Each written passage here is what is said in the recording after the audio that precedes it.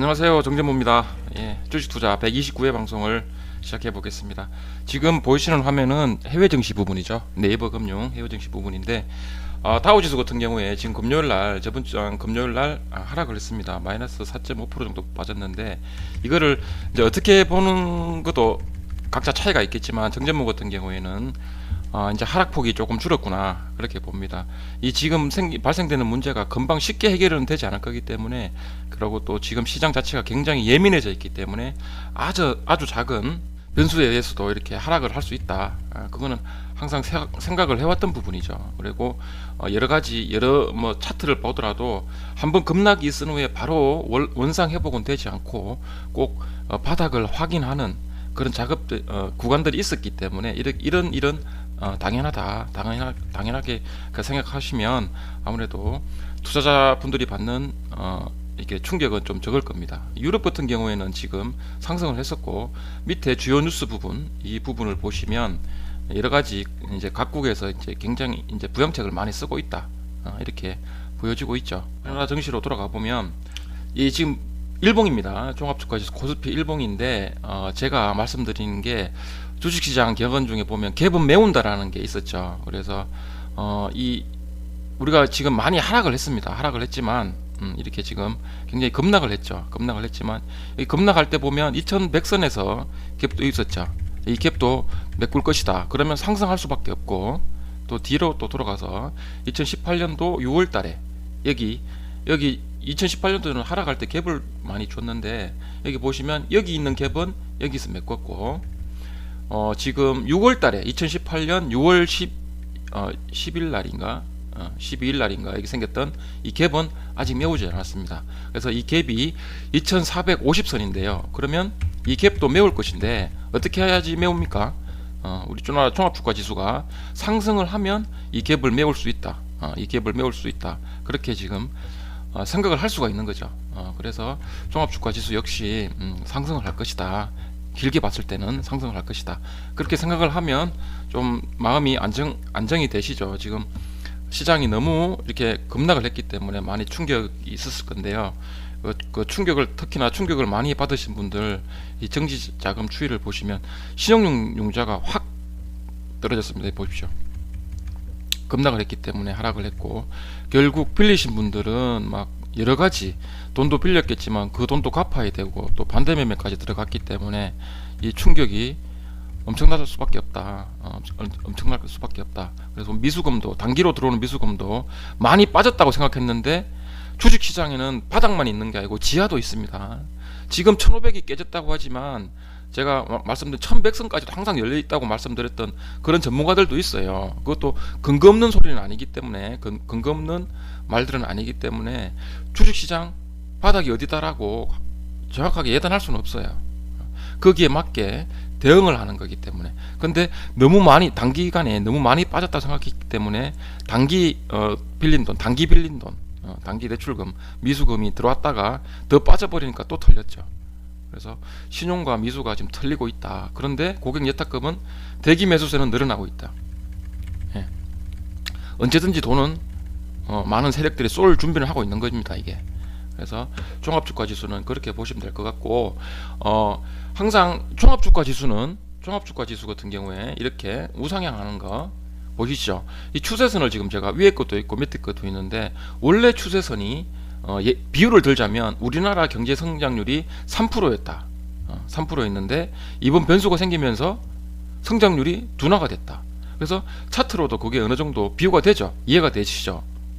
추세는 항상 우상향입니다. 가던 길 잘 가고 있어요. 그런데 우리나라 경제 성장률은 성장을 하고 있다. 경제 성장은. 근데 그 성장률이 좀 둔화가 되고 있다. 해석이 되죠. 월봉으로 종목으로 다시 한번 더 넘어가 보면, 삼성전자를 얘기를 안 할 수가 없잖아요. 삼성전자를 얘기를 하면 삼성전자 같은 경우에 지금 갭들이 상승할 때 생겼던 갭들이 다 메꿔졌습니다. 여기서부터 먼저 메꿔졌고, 제가 44,000원까지는 항상 하방으로 열려있다. 항상 하방으로 열려있다라는 거 말씀을 드렸는데, 여기 44,000원대 갭이 메워졌습니다.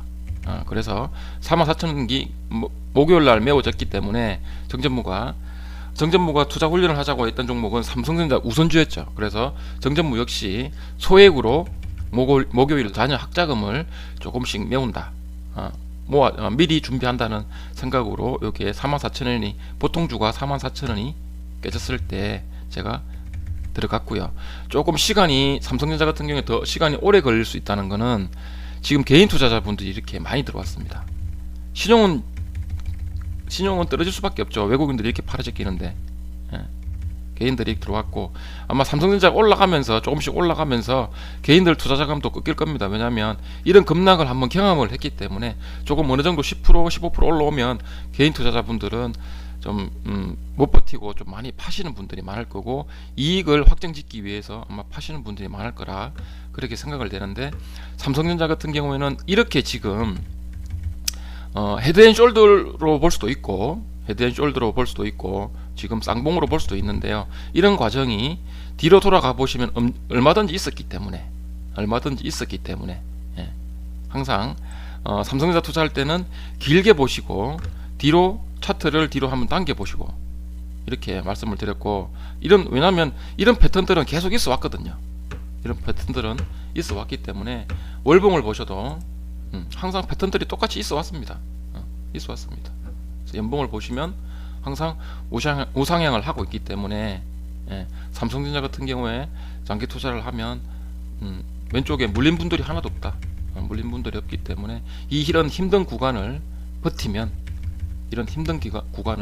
버티면 얼마든지 삼성전자는 수익을 낼 수가 있고 삼성전자를 왜 계속해서 말씀을 드리냐면 주식 투자의 롤모델이기 때문에 삼성전자를 말씀을 드리는 거고 이렇게 지금 신용융자금이 꺾였기 때문에 굉장히 지금 피해를 손실복구라든지 원금 회복하고 싶은 분들이 굉장히 많을 거잖아요. 지금 엄청나게 많이 깨졌어요. 이게 왜냐면 보시면 신용융자금이 10조가 넘었었어요. 이게 코스피 코스닥 시장 합쳐서거든요. 근데 10조가 2조 원이 날아가 버렸어요. 2조 원도 아니고 3조 원 정도가 날아가 버렸어요. 반대 매매를 당했다는 거겠죠. 아니면 반대 매매를 피하기 위해서 이제 팔 수밖에 없었다. 그렇게 생각을 하는데 이렇게 굉장히 힘든 과정을 겪었습니다. 그러면 여기서 빨리 회복하기 위해서 선물로 파생시장 그것도 대안일 수는 있는데요. 정전무 같은 경우에는 상처를 받으면 처음으로 돌아갑니다. 그래서 제가 한번 준비했던 게 우리는 투자를 하고 있습니다. 주식 투자를. 그러면 이 투자가 어떤 것이냐라는 게 다시 한번 더 원점으로 돌아가 보면 이 주식 투자는 재물을 던지는 것이죠. 한자 그대로 해석을 하면 그럼 이건 보면 이익을 얻을 목적으로 돈을 대거나 시간이나 정성을 쏟는 것. 이거 한번 다시 한번 읽어볼게요. 주식에서 수익을 내기 위해서 돈을 투자를 하죠. 종목을 매수를 합니다. 그러면 충분히 기다리거나 시간, 정성, 어떤 정성을 쏟았느냐 내가 성공을 하기 위해서 그 부분을 꼭 한번 생각을 해 보셔야 됩니다. 어떻게 투자하는 거는 항상 개인 투자자 스스로의 몫입니다.